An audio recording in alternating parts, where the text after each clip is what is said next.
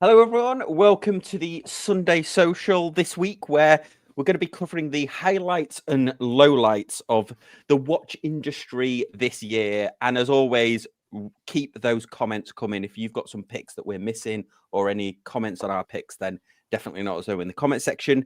So we're joined by a new member, Colby. Thank you for joining us this week. Yeah, thanks for having me. Well, you're in the hot seat, so you have to do a wristwatch check. What are you wearing? Well, I'm wearing Pete's favorite watch brand. I have my Tudor Black Bay 41 red bezel on the master chronometer version. So really love the Jubilee bracelet on this. I thought Pete was going to say something then. It's like Pete's video froze. Was it shock? No, not at all. I was just remarking on how apparently Tudor is an independent brand but gets to use Rolex trademarks. Awesome. Pete, what are you wearing? I'm wearing Sam's favorite watch. Ooh. Hey, good for you, Pete. I'm wearing the Moon watch. I think this is like the Mission to Earth lava one. Kind of a really fun play on the Ultraman kind of special edition they did a couple of years ago. It's just fun. There's no other word for it. It's just fun. Every time I look at it, I smile. That's all it has to do. Yeah, exactly. Mark, what are you wearing? I am wearing you can focus. Mido Ocean Star GMT Pepsi. Yeah, you know what? I've been lusting after that. Well, I wanted to get one in for review, that new Timex Deepwater, but they really have ripped off that Mido, haven't they? I mean, it's exactly that, one of them. Yeah, I bought this last year, and they're rather, it's hard to find, at least up here, it's hard to find Mido ADs. But I found one, and they didn't have one in stock. They'll get you one, and sort of it was straight away. Would you like 20% off the price? Yes, please. No, I would hate that. Take all my money. Okay, let's. Well, I didn't swap my watch. I have actually been doing a video on the Casio World Timer. $37, so I've been doing an upload on that. But whilst I was waiting, Casio sent me I got a package today off them, and when I looked in the box, it was this. I thought that was the new Ring, the new Ring watch that they made, but it's actually a pin badge. Very nice. A nice little Christmas present from Casio. Very much appreciated. But where did everybody go? I sorry, that was me. We could talk about Ring watches as a highlight or a low light. Please discuss. Yeah, please discuss. So yeah, thanks. Now I'm gonna have to put the contains paid product promotion at the top of the upload now. Okay, well let's just say hello to everyone. Chris J. Chris was in really early. Chris, thank you for joining. Kevin, thank you for joining. Junior, thank you for joining and being a channel member. Brian, thank you for joining. Michael Brassic Time, thank you for joining. And Cedar Canoe, thank you for joining. Okay, so I've got a couple of lowlights and highlights to show, but I think, and we'll kind of discuss these, but I think we've got to start with the rebirth or downfall of Hodinkee. I mean, it was quite the roller coaster for Hodinkee, wasn't it, this year? We had they started off strong, then we had the reframing, then we had the fire sale of watches, and then ultimately it looked like Watches of Switzerland was going to acquire them. So I don't know whether to put this a highlight or low light. What do we think, panel? Let's be generous. Let's say their survival is a highlight. Yes. Yeah. I would. Yeah, I think you're right to say it sort of straddles the two. I mean, it's sort of Hodinkee isn't what it was. That's kind of a low light, but it survived. That's kind of a highlight. But I think the way it's surviving and what's happening and then is kind of reflective of what's happening in the watch media in general. I mean, you've now got Wei Ko from Revolution proudly saying it's not my job to actually review watches. I'm a cheerleader for the industry. He actually wrote those exact words. in an editorial thing. I think what's happening to Hodinkee is really a wider indicator of how watch media is really suffering at the moment.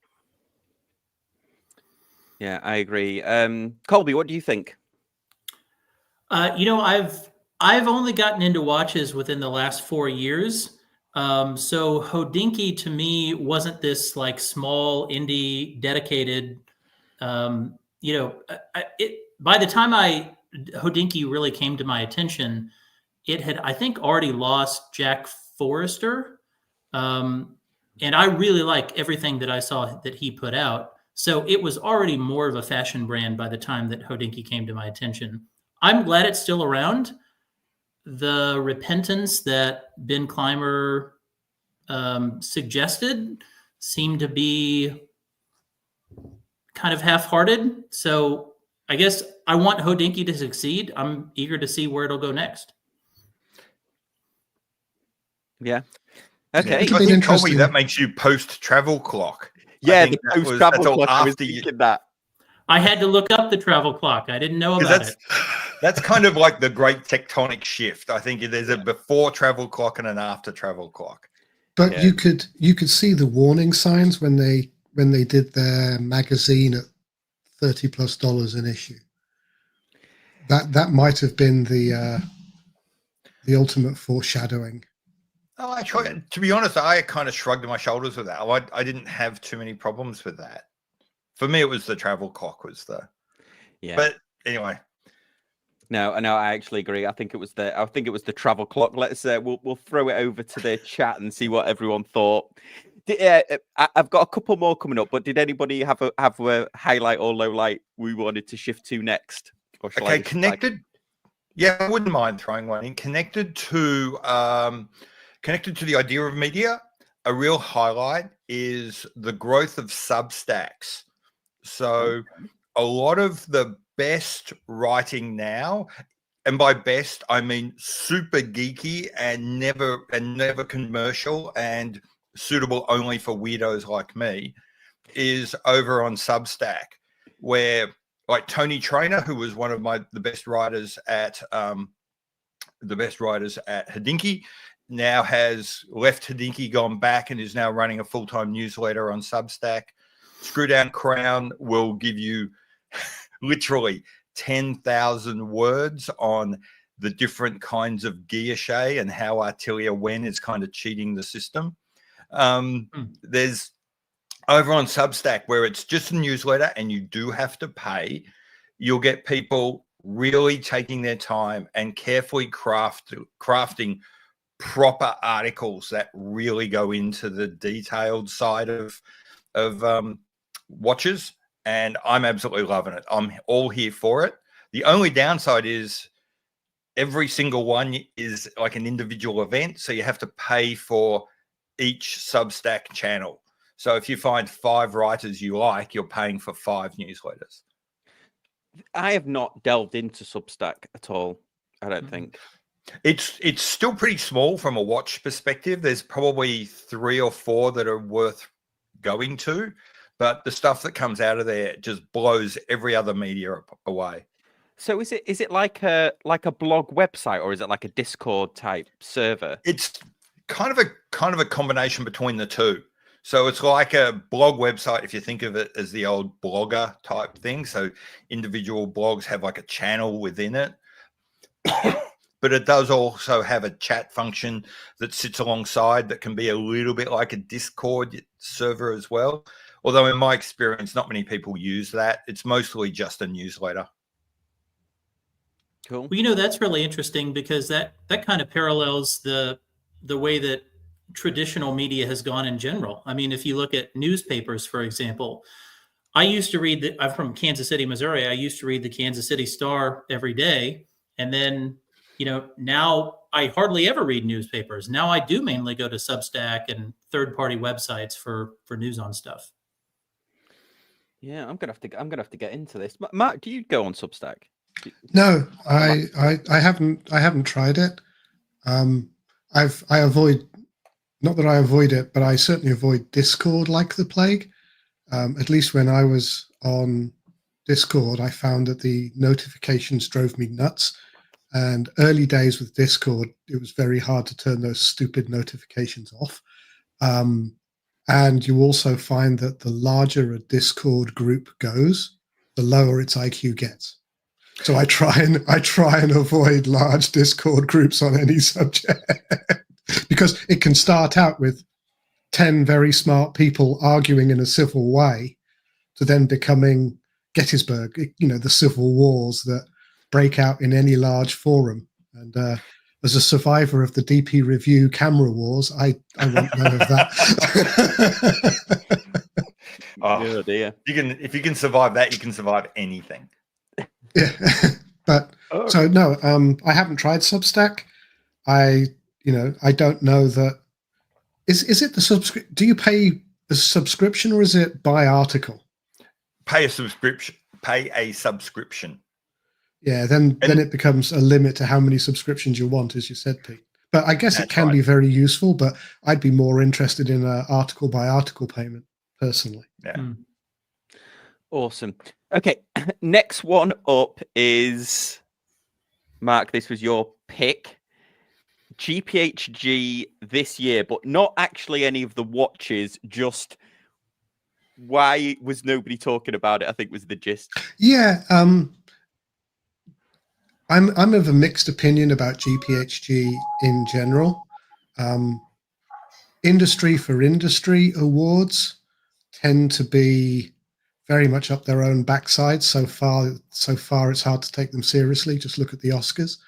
And in fact, GPHG has called itself the Oscars of the watch world, or at least has been referred to that. I've been covering for various people, writing about GPHG for the last 3 or 4 years, but this year there seemed to be no interest. And I think part of it was when the actual nominations were launched, it was Geneva Watch Days. So the whole process started out in Watch Days and no one was paying attention. But then when the actual winners were announced, guess what? Everyone had forgotten about it and no one was paying attention. So you saw a couple of articles, Monochrome and somebody else, but nobody else noticed. And I'm sort of conflicted as to whether this is a shame or a good thing. Because, it's normally fairly obvious. Tudor is going to win. MB&F is going to win. And then you get the really interesting, the high art stuff. But, it's never been that interesting. And it is, for all the good work GPHG do by publishing their rules and stating what the rules are and how the academies work, it's industry veterans voting for their own cookies, voting for their own breakfast. So occasionally it can throw a surprise, but to me, GPHG is becoming a low light. And I think this year my perceptions may have been more broadly echoed. Yeah, I mean, we used to do lives. I think we did live streams on the last 2 of them, and then even I forget which brand asked me whether I would live stream because is there a live component to it? Somebody asked me whether I would live stream it. Or the awards ceremony is live, isn't it? Yeah. Yeah, I believe it's on YouTube. They stream it or something. Yeah, wanted me to do a reaction to it. But honestly, even some big YouTubers like the Brave, I forget the name. I don't know the name of the guy who does it, but that Brave Beaters, he usually gets quite good views on his videos, but he did a GPHG one. And we've done GPHG ones in the past, and it seems, I think the audience is perhaps not interested in it, which is weird, isn't it? Because you would think an Oscars for watches would actually be popular. I mean, does it need to be reinvented or no? I think it's actually, I think there's a real problem with it structurally, and I don't think it can be fixed. I think that 80 to 90% of watch people are brand focused. They start with the brand that they're into, and then within that brand, they select the watches that they like. The number of people that are genuinely agnostic of brands is probably less than 10%. And GPHG simply doesn't attract and will never really reward and make a big deal of the half dozen brands that dominate our attention. So the problem is they need Rolex and Patek and AP to be turning up for people to be interested. But if they give those guys awards every year, then the whole show gets trashed. But if they don't give those guys awards every year, the whole show gets trashed. So I think GPHD is on a hiding to nothing. It'd be like the Oscars where, you know, A24 says we're not going to attend. You are not allowed to put us in. And people would then not go because A24 weren't there. I mean, that's kind of the situation that we're in now. Yeah, because they're like the people, they're pumping out the most popular content at the moment, and they're experimenting with stuff, aren't they? But within their brand. Yeah, it'd be right if it was all kind of like avant-garde cinema, like that was at the Oscars. And I mean, to Michael A's point, this shows how little attention I paid to GPHD this year. Apparently MB&F and Tudor didn't win anything, which is very unusual, because when I did the statistics on this, the last time I checked, Tudor had won 12 times out of 14 times they'd attended. So an MB&F had a similar strike rate. In years they can enter, because if you win the grand prize, you can't enter a watch the following year. So thank you for that, Michael. I was so uninterested, I didn't even know who'd won. Yeah. I mean, well, I have a question. Yeah. Who can, what, I don't even know what the rules are for GPHG.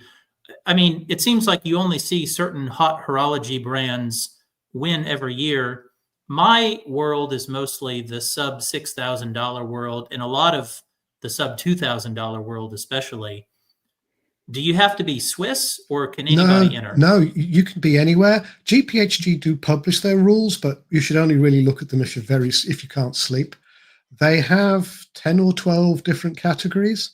One of the categories is sports watch. One of the categories is they call it petit aiguille, which is depending on how you translate AIGUILLE in French, from French to English, is the small pinnacle.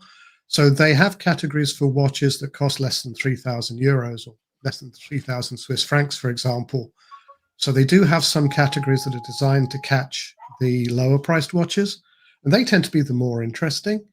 And then you get the very high autorology stuff, or the pure jeweler / watchmakers art stuff in the high-end women's watches. And some of the work there you get is absolutely amazing, much more interesting than a lot of the categories. But then that's a very sort of specialized way of looking at the world. You're never going to wear this, you're never going to see it, but just to see the artistry and to see things that you'd never imagine somebody making this into a watch. So there are 10 or 12. There are probably more categories there that cover the whole range. And but there's like men's, women's, complication, tourbillon, chronometry, the one that Christopher wore, the moon phase, the celestial. Also. Yeah, that's calendar and astronomy watches. But there's only 2 categories where there's any kind of price control. So everything else is essentially open. So imagine an MMA bout where everything is open category, except for like 2 that are for lightweights. You're only going to see heavyweights winning, and that's kind of what you get. Yeah, and Tudor, Colby, Tudor does regularly win. Like we're not joking that this is a rare one. Okay. That also Christopher Ward last year won for the Bel Canto in their price compact. They did actually enter the moon phase in this year, but they didn't win it. So there is sort of Grand Seiko's won in some categories as well. So Robert Wood actually made a great comment. So he's put, the award ceremony is a mess in a lot of different languages, so you have to keep going to and from interpreters, so it lacks flow, which makes it harder to watch. And then he says one presenter even said next year it should all be in English. I'm really on the fence about that. I feel uncomfortable about the cultural imperialism of English and demanding everyone speak my language. That feels a bit like being a dick to the rest of the world. It would be interesting if it was somebody who didn't speak English had said that. That would be interesting, but like right now, I think only someone that doesn't speak English can say that and not sound like a complete ass. Yeah, so I wonder what so one presenter, Robert, was the presenter Swiss? Let us know. And then Cedar Canoe says, Pete, I didn't think Rolex. No, Rolex never has. They never have. No, Yeah, they've always forbidden. So that's what you're saying. If they had joined, maybe it would get more excitement. That's right. Yeah, but you know, in previous years, let's take Tudor, who have entered every year since they re-entered the European market. So that's about 12 years ago. They have an outstanding track record of winning, and they always enter more than one category in case somebody thinks we can't vote for Tudor again in this category this year. So they always enter more than one watch as well. Yeah, I'm never sure about the standing win record. Yeah, I've always wondered about the politics of why people vote for Tudor. Is this because they're desperately trying to cozy up to Rolex and get Rolex to come? I think from my perspective, it could be something really cool, and I think it seems like there's some really cool things about it. I mean, I just think the awareness isn't there. Like the watch brands don't seem all that interested in marketing that they want anything, and it seems like the advertising for the event itself is very barren. So yeah, Robert Wood said I'd have to go back and see. He sounded like he had a French accent, but I don't know in particular. So it could have been French or Swiss, couldn't he? Someone French saying it should be in English is we should just frame that, put that on. Yeah, well, actually, I think we covered more GPH probably than Canadian. any other YouTube channel, haven't we? Now we actually said that where was the coverage, and we've actually become the coverage. We've become the villain. Okay, well, let's move swiftly on, and then we'll talk about. We've got to talk about Patek basically saying that nobody should be criticizing their watch because we can't afford them and we would never buy one anyway. So, go home, be quiet. This is in response to the Cubitus. The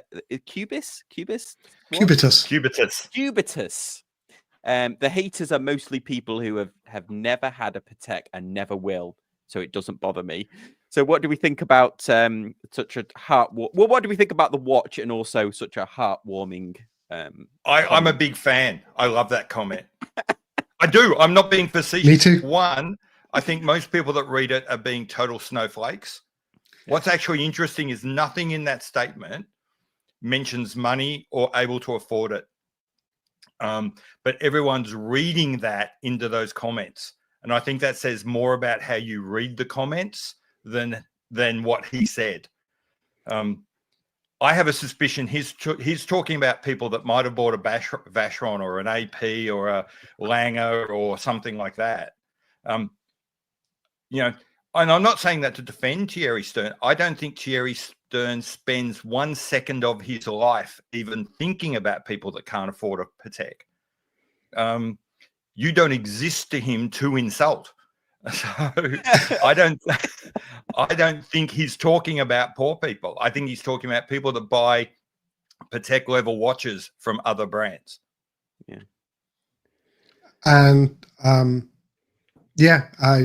enjoyed this comment, and I particularly enjoyed the outrage.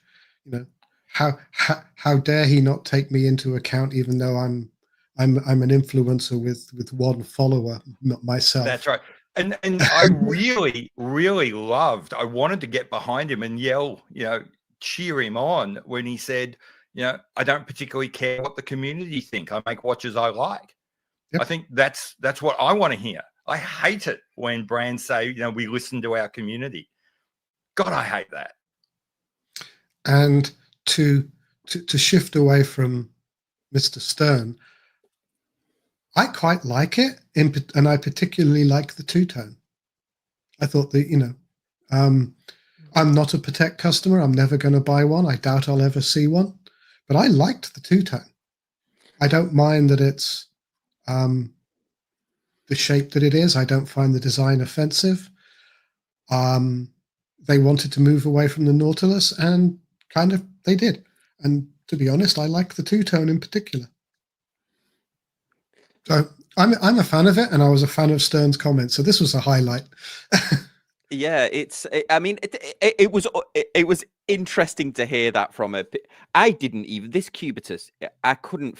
It's so dull to me, but it's right, isn't it? It's not just the ability to afford like the price tag of the Patek. They've got to accept you to buy one, haven't they? And then you also have to have the bank of cash to run like the rest of your life. Like a watch fund is like the the FU money, don't they call it? So to have that much in your pocket just to buy one of these, then I mean, and to be honest, it could be seen as quite a shrewd marketing move, because if you do have the money to buy this, then that's a little chip on your shoulder, isn't it? Like all the CEO says, if you don't like it, it's because you can't afford it, type of thing. It is a very weird watch from a weird company in a weird time. I mean, there's so much. There's this thing that people say about Rolex occasionally. Rolex is an example of itself only. And I think Patek is in a similar position. When you're looking at this watch and how it's priced and how it's designed, you can't compare it to any other watch. It's kind of in this strange place. The pricing makes no sense. What is it? 60,000 Australian, I think, 40 grand, 40,000 euros, 40,000 US, which is like 10,000 more than the Nautilus. But that does kind of make sense in a Patek world where they're actually trying to decrease demand by raising the price. It's crazy. What other company deliberately raises the price of its entry level product to try and calm down demand, and by raising a price actually make it more accessible? Well, now you're into the weird and wacky world of Veblen goods, aren't you? Yeah. Where, so it could be with this watch, it's actually cheaper than a Nautilus because you only have to spend the 40 grand to buy it. You don't have to have $100,000 spend history to access it. Yeah. Colby, go on, what did you think? You're new to watches, so I guess I mean, not new, yeah, but a little bit newer. I mean, I can definitely see. I would just push back against Pete's assertion a little bit that to read into this that it's about poor people is an assumption that just comes from insecurity. I think it's very natural to read his words as speaking about the pricing of his watches. And I think, I mean, as from a marketing perspective, you never want to say anything that offends potential customers. I mean, because eventually Patek will need new customers, and you don't want to offend anybody who could be a customer. So I certainly think even, and we, I mean, by the way, we don't even have the full context of what he said. So I always hate to judge the quote without the full context, but I don't think that you have to read it that way. And I think it's certainly at least unwise of him to make that comment, because you could certainly see how it could offend a lot of people or how it could come off the wrong way. Yeah.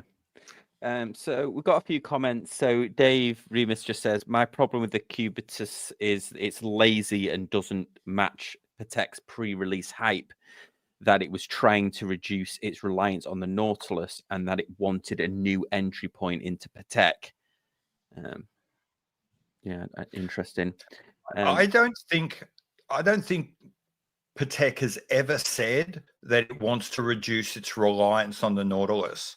What they've said is we don't want to be defined by the Nautilus. Right. Yeah. And that's a very different thing. And I think that's exactly what they're trying to do. Right. So they came up with a design that's basically the Nautilus, I think, is the criticism. No. It's not about the design. It's about they want this to be an actual entry point, not an end point. The problem with the Nautilus is it had become the end point of you bought high complication Pateks so you could buy a Nautilus, and that's not what Stern wants. Yeah. And then we've got Into the Void says, it's a derivative design to me. Why perpetually lock into a design of a particular era instead of trying to do something new?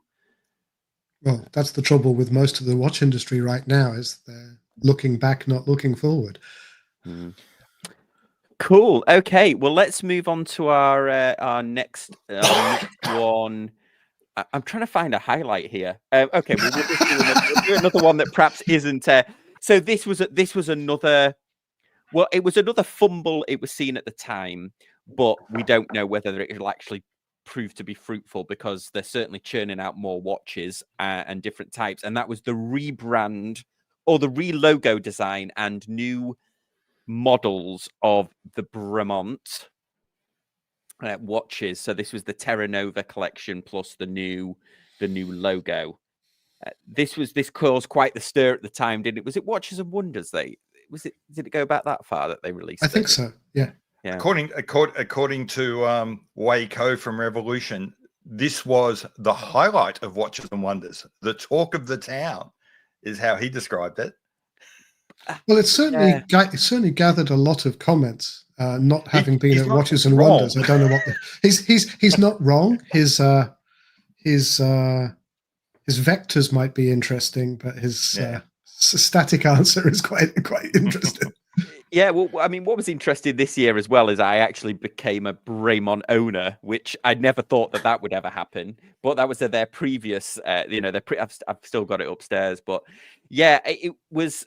I went into a Bremont store in Manchester, so a big shout out to them because I was trying to get a rubber strap for my Bremont, but because the bracelets are so chunky, especially on the old ones. But yeah, and he said that it was funny. He made a comment saying that the older Bremont collectors don't like the logo, but they were selling to the Terra Nova to newer collectors, which I thought was interesting. So, I mean, I noticed today there's even more new. I mean, this is a new model, isn't it? The Terra Nova, they've released this weird special edition, but they're really leaning into this new sort of diver style. So, I mean,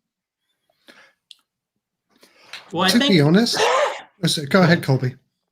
Well, I was just going to say, the whole rebranding. I mean, I don't really care for the new logo. I had some interest in Bremont before, though I never owned one. But to me, you could have done what Bremont did if you'd gone into ChatGPT and typed, I need to start a watch brand, give me 3 lines of watches. The Land, Sea, and Air, I think a lot of people have pointed out, has been done over and over again and done better by a lot of other brands. Seiko included and Citizen. Yeah, I think Land, Sea, Air is an interesting way to break your collection up, but it's not the centerpiece of a marketing campaign. I think it's a logical way. Most companies break their watches up along those sorts of lines, but they then try and turn that into a marketing campaign. Feels a little bit like saying, "Hey, we're fantastic. We sell men's and women's watches." It's like, well, duh. Yeah, I mean the watches themselves, the Terra Nova, I think rightly, because I have seen them in person, that they were very much like, Colby, to your point, like a ChatGPT, and it was sort of looking at perhaps Hamilton and a few other brands to come up with the design. So I was never a fan. I wouldn't buy one of these. I think they're extremely expensive for what they are as well. I actually, I own an older, a few years old Bremont now, and I actually saw the new ones at Watch Time, New York, in October. Okay. Some of them I don't like, the chronographs with the sand-colored lume. I'm never going to be a fan of, but some of the Supermarines and some of the cleaner designs, you keep scrolling past them. So if you can go down a line, that line there, they actually look quite good. The ceramic ones are very nice. And And being a Christopher Ward fan and living through those logo wars, logos change.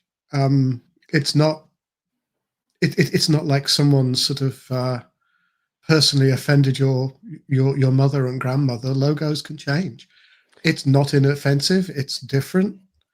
The longer it stays, the fewer people will remember. And to be honest, whilst they are expensive perhaps for what they are, Bremont have always been expensive for what they are.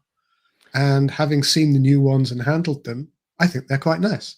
I'm not going to buy one, but then, I'm not supposed to be buying watches at all, according to my better half, who caught me who caught me buying a watch. So yeah, I thought they're decent, and logo wars don't bother me anymore. I was kind of, for me, a low light was kind of just what happened to Bremont. The fact that they went broke, essentially, or at least they got to the point where they couldn't keep functioning the way they were. They had to bring in a whole bunch of new people. They had to change everything. And yes, what came out of that was, I agree with Colby, a bit generic, was kind of sad. I thought that was unfortunate. Like opportunity. And I kind of do agree with Colby that right now, possibly it had to be, but right now the lineup looks a little bit generic. It looks a little bit like, as you said, you kind of put it into AI and got a default answer. But like I said, maybe that's inevitable. That's just part of launching a mainstream watch brand. And if I can launch into a highlight, funnily enough, as we came in, my statements around Tudor were replayed. One of my highlights for this year is that I think Tudor is finally outgrowing being a Rolex homage brand. I think that the development of the Pelagos line this year is what I have been praying that Tudor would do for the last 5 or 6 years, of creating some sort of forward-looking brand that was uniquely theirs. And I think the Pelagos is finally getting there. Mm-hmm. I mean, I will only ever see the Black Bay as a ChatGPT version of a Rolex, but the Pelagos is a Tudor, and the most recent Pelagos GMT might actually become the first Tudor I ever buy. Yeah, I this is the same. I was not a fan of the FXD line because I'm a big fan of the date, but I do like this. I just need to see whether the loom's a little bit too much on the Fotina side or whether it's, in some lights, but this is the first Tudor I've been excited about for a while. Although I did see that blue chronograph and that was absolutely gorgeous. Mm. Yeah. I completely agree. I love this design, and I'm a big Tudor fan to begin with. Obviously, by my watch that I'm wearing today. My only complaint with this one was I wish it had been part of the regular Pelagos line instead of the FXD. I'm a big bracelet guy, and I love the bracelet on the Pelagos. So in fact, I don't really get the FXD line to begin with, because I would just say stick a strap on a normal watch, and then you can switch the bracelet in and out. But as to the face, as to the dial and the bezel, I love this design. Yeah, Pete, I'll ask you this question because this is something that the one thing that other than the Fotina, the other thing that I'm a bit iffy about is I think the strap is. It seems a bit like you cosplaying as a French. Every watch is airport. Cosplay. Every watch is cosplay. If I buy a Submariner, I'm cosplaying as a diver. If I buy a Speedy, I'm cosplaying as an astronaut in the 60s. Every watch is cosplay. Okay, so it doesn't offend you being, no, from a military background? Not at all. Yeah. No. Cool. To be honest, there is a weird thing. Personally, being in the military, I'm cautious of military things because I don't want people to think I was in a unit I wasn't. I don't want people to think that I did something I didn't. So I think being in the military, I'm a little bit sensitive to that. But when I'm out, but if I'm outside the military looking in, inside the military looking out, and I see some American guy wearing a thing with the French Navy on it, I just don't even think about it. You're not trying to pretend to be anything. You're just thinking it's cool. Yeah, cool. Thanks, Pete. Todd, welcome. Hey, I was able to get on. Yeah. Well, first of all, what you're wearing, and then let us know if you've got any highlights or lowlights. All right, I've got this is a pretty cool one. I caught just the end of what Pete was saying. So this is a 1970 6139-7010. There are two. These are Japanese domestic market only, and this is the iceberg dial. They make a black dial, which is the one that I have, but they also have a version of it that was issued to the Japanese Defense Forces, a black dial one that they do come up for auction occasionally, and they do demand extremely high prices. But it is, one of those things, all things being equal, I wouldn't mind having one day. Is one of the ones that was originally issued to the Japanese Defense Forces. I have a quartz one that was UK, issued to the UK. Our Royal Marines, actually, I have one for the Royal Marines, and I think I have a couple others that were issued at one point. So that's what's going on. Awesome, cool. Did you have any highlights or lowlights? Highlights or lowlights of what? The watch industry in 2024. It's in the title. It's in the title if you look at the bottom. It's in the title. Oh, there it is. I thought it was highlights or lowlights of not so obvious watches, but they're all highlights. Every single thing Pete does, I like. But disappeared for 6 months, which was I don't like every single thing I do. So Seiko Todd's ahead of me. So 10 Pete McConville videos.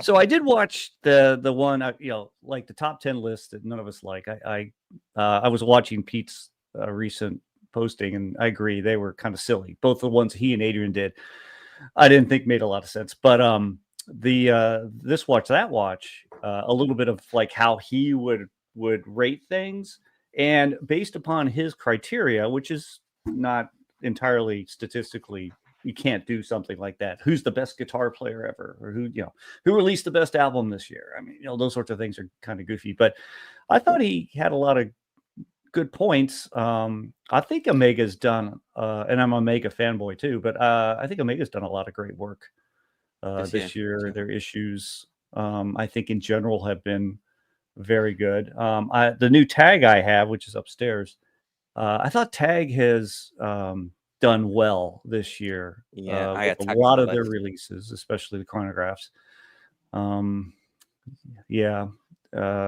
I've never been a huge Aqua Racer person. Just something about it has never clicked with me. I mean, the chronos have been great. I had the Aqua Racer on because for me, I was never like a tag buyer before, but I actually bought that Kith one for I bought the Kith one to do the review. But I think, that's right. Why is it not showing us? I actually think this is the first year that they've got the Aqua Racer like design perfectly dialed in, and I absolutely love. This is my highlight of this year. Was this? Actually, that's a good looking dial. You're right. I do like it. I'm just not as much of a fan of the like octagon bezel. Yeah, it's just not as much me. It's a little angular for me. I prefer the Seamaster case shapes, but it's a good looking watch. Having seen these in person, I'd say go and look at them in person, because the renders don't show you the dials properly. I see what you're saying. I forget which one it was, and it might have been the blue one, that was quite a lot brighter and much more reflective than these show you, and it didn't look anything like as nice in real life as it did. on the page. So, Yeah. you know, nothing against Tag. I've looked at the Aqua Racers and I thought they were very good, but don't buy them without seeing them, because you might be surprised at what the dials look like in real life. I mean, they're very well executed, but Yeah, they okay. are a little bit more reflective than people like. So go and see them in person before you put the money down. Yeah, and I'm big on like I'm going to put some watches up for sale because I just need to reduce the collection, especially since I got that Tag. And one of the things, like, this is a really cool watch. It's a 7750 based chronograph. It's a Wencia, right? Which is, again, one of these really strange European. There it goes. European. There it is. European brands that I don't know. I haven't found much on them, but you can see the case. You can see where I smashed my finger too, but you see the case. It's all polished. And that's one of the reasons why I decided I'm going to let this one go somewhere else, because I like a brush case with some polished highlights, usually speaking, which is a little bit of Seiko's design language, which, again, look at it. But like I always have lots of watches around. Like, this is the one that Sam was looking at. This is the Omega Speedmaster 1957 Broad Arrow, which is also going to go up for sale. And it has that nice, which doesn't come over so well, nice brush, typical Omega, really nice case brush. And then it's polished on the chamfers up top. This is not really a twisted lug case as much on this one, I think. But, and so they're the right amount of brushed finish and polished finish is what I determine now more. Now I'm kind of thinking more literally what I like. And so, the way, fully polished isn't just not as much attraction, but anyhow. Cool. I would imagine that case is scratched just by us looking at it.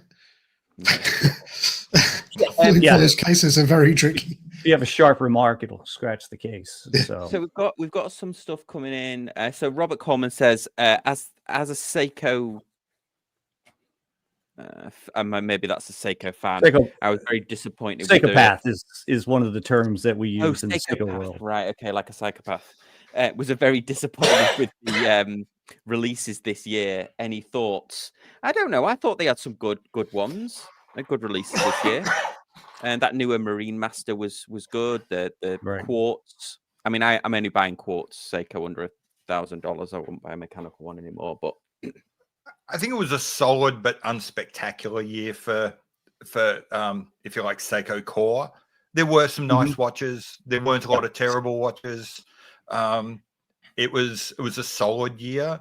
And after a couple of years, probably after 3 or 4 years where they gave us a number of really spectacular new introductions, it felt a little flat. I don't think they had a bad year. No. But no. It kind of they depends did have on that one that too. Yeah, they did have that one that ripped off the Aqua Racer, didn't they? This one. This one was very cheekily like the Tag, I think. Yeah, a little hint. You're right. Yeah, well, in fact, if that's the case, then I suppose Kudos to Seiko, they managed to design, prototype, build, and distribute a watch in 6 months. So that's pretty good. Yeah. Well, I mean, this, when you use the same movement in your watch for the last 30 odd years. Right. Okay. Let's go on to another highlight or low light. I've got to do this one, but I've got to be careful how we approach this one so I don't end up on a list. The Trump tourbillon. But I noticed today that since he's become the new president, there's actually a whole host now of Trump watches for our delight now with the new 45 and 47 on there. So, but I think the tourbillon in particular. I can't say who, but we do have somebody who's seen this in person. I don't know whether they wanted to say, but well, not in the panel, but I don't know. Did this move the watch industry or watch collected appreciation forward, or no? I think as someone who's outside of America and is kind of watching, I how like when they put videos on the news or something and you've got some random stranger walking down the street, so they just highlight, they blur out their face so you can't see it. Yeah. That's how I approach American news these days. Especially if they talk about the president. I just put a blur over it and just wait for the next story. Fair enough. And I think this watch falls into that category. I just put a blur over it. But look at those Well, diamonds.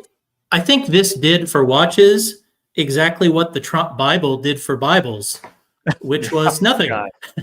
Yeah, at all. it made people think that they were horrendously expensive. Yeah.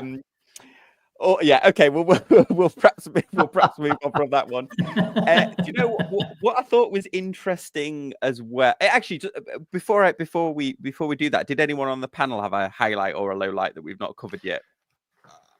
I don't know if it's a. Sorry. Oh, go ahead. I was going to say I don't know if it's a highlight for me. What I liked is I think. We as a community, as a watch buying community, are becoming a bit more mature and a little bit more adventurous. And so I loved seeing some more adventurous watch designs and watch cases come out at all sorts of different price points. So, sorry, at the very top, you've got things like, I absolutely loved that AP remaster, the sort of brutalist one. I love the Berneron Mirage, but I can't afford either of those watches ever. But at the same time, you've got like the Toledano Chan Brutalist watch and the Anoma, like kind of pebbly shaped watch at a much more approachable price. I just think having these watches coming out with some real design and real nuance and really interesting things behind them at all sorts of price points. And gathering interest from the mainstream media is kind of a highlight for me. Yeah, there's been a lot of interesting dial materials used this year. I mean, I've got another aventurine dial watch that I'm reviewing now, but I'd never even heard of flipping aventurine before this year, and this will be the third watch that I've reviewed with an aventurine dial, and I'd never even heard of Globalite before this year, and I reviewed 2 watches that had Globalite. And this watch, this is a Phoebus Delphinus. This one also comes with an Amsonite dial, so it comes with a stone dial as well, and they're under $500 these. Yeah. So it seems like these weird and wonderful, not just like your meteorite, and your standard sets of dials. It seems more, and like Formex and like a few others have all added different like stone and different materials for dials this year, which I thought was pretty. That was a highlight for me, and putting them accessible price points. So, if you do take a punt and you don't absolutely love it, then at least you're not out of pocket a ton. I suppose as well. Yeah. As I say, do we just want to go around and do a quick highlight from Seiko, Colby, myself, and you, just to end it up? Yeah. So okay, Todd, you're on. Or do you want a minute to think about it? Give me a minute to think about it. We're at a restaurant, aren't we? What do you want off the menu? Oh, you go first. It's a New Jersey diner. Yeah. Oh, I can go. Yeah, go on, please. Colby. For me, a personal highlight for me is I kind of feel that 2024 was the year of the bracelet. And I think that, and to a certain extent, this started in 2023, but I've seen multiple watch brands this year get on board with good bracelets, toolless micro adjust, and even quick release end links, which I'm a huge fan of. And you had Oris re-release the Cal 400 with the on-the-fly micro adjust. Zen put out a toolless micro adjust, and it's starting to become something that we as watch collectors, or I think the watch community is wanting as a standard feature of all watches. This is such a good one. And then Christopher Ward did the first butterfly clasp, but with an extra link of space, didn't they? Well, not the first, but they're about the third of the fourth. Well, they have done it. They said Philippe have done it. As I am a stealth shill for Christopher Ward, I'm sticking by their marketing. What's actually really interesting is I'm running a survey on my channel asking what are the greatest watch myths kicking around at the moment, and a couple of people have come back with that everyone wants micro adjust. Oh, They think that's a myth. Oh no, It makes bracelets. no. 100%, Mike. I'm on the micro adjust thing. I mean, this one's got micro adjust on it. Jack Mason developed an awesome micro adjust for their watches. That was it. That was a great one. That was a good highlight. Yeah, I think bracelet technology has definitely stepped up a big time this year on a lot of watches, whereas in times past, bracelets were. I mean, it's started to get the big brands' attention much more. Omega have done it since 2018 on the Seamaster, but now starting last year. But now you're seeing all the brands do it. That's a good one, Colby. Great one. Yeah, the Pelagos had a great one, didn't it? For a long time, the Pelagos had a great on the fly sort of. At least it was attention, wasn't it? That anyway, cool. So who wants to go next? Go on, Mark. I'll say Worn and Wound New York this year, just as as an experience, as a way to see watches you would never see. See them, handle them. New location, it was well run, and it was big enough so that it was big enough to have fresh brands in it that I'd never seen before, which hasn't always been the case. And I thought they did a good job. So I'm going to put Worn and Wound New York as my highlight this year. Yeah. Okay, Todd, do you want to go next? Yeah, I was trying to think along the lines of what Mark was saying. We had a red bar in Philadelphia right after Worn, I can't even say it. Worn and Wound. There we go. It's like Wascally Webbit. And that was like a very intimate setting with 5 watch brands. And I thought that was really well done. It was a great way you could actually talk to people for a length of time. It wasn't overwhelming. There weren't, 200 vendors there or what have you. There's 5. Of course, they also paid for an open bar and for really good food. And but actually being able to talk to Nicholas at Fears for almost an hour at one point, going through his collection and that sort of thing. And then Dave was there, and the other vendors were there too. I thought that was, to me, I mean, just my personal experience in terms of this year, that was really good. Yeah, cool. Pete, what was your highlight of the year so far? Oh, I've probably said all of mine. Yeah, I've said all mine. I haven't really got any others. I'm looking at my list. No, I've got all my highlights out. Yeah. Well, I mean, I guess mine. I mean, first year I ever bought a Braymont. First year I ever bought a tag. Although I did move that one on after the that's review. Same for me too, though. Yeah. First time I ever bought a tag and not a vintage Hoyer. Yeah. Yeah. And then I think, honestly, the highlight, I think a lot of the independent brands that we've liked for a while seem to have really dialed in their design and have been rewarded this year, I think, by the efforts that they put in. So like Fears, Jack Mason, Christopher Ward as well. The first, whatever profitability means, but the first year they made a significant profit. And I think so a lot of the independent brands that have been putting in a lot of work it seems that they've defined their styles now and are being rewarded by the watch collecting public, whose wallets obviously have been hit this year. It's not, definitely each watch purchase for, I think, most people is considered now more than perhaps in previous years, because COVID was like the Wild West, wasn't it, in terms of buying watches and stuff. So I think that's been a highlight. And also, like some of the bigger brands still supporting channels like ours, like Casio and Citizen, huge brands that are sending in watches for reviews to channels like mine. Seems to be like they're opening the curtain a little bit more to independent media instead of just the big ones. So obviously having TGV on the channel as well was a highlight. Cool. Awesome. Okay, well, thank you so much for everyone being so active in the comments. A big thanks to the panel. Colby, welcome, your first time, hopefully first of many. Thank and you. We'll see everyone next week on Sunday Social. So I'll just end the stream if everyone stays on.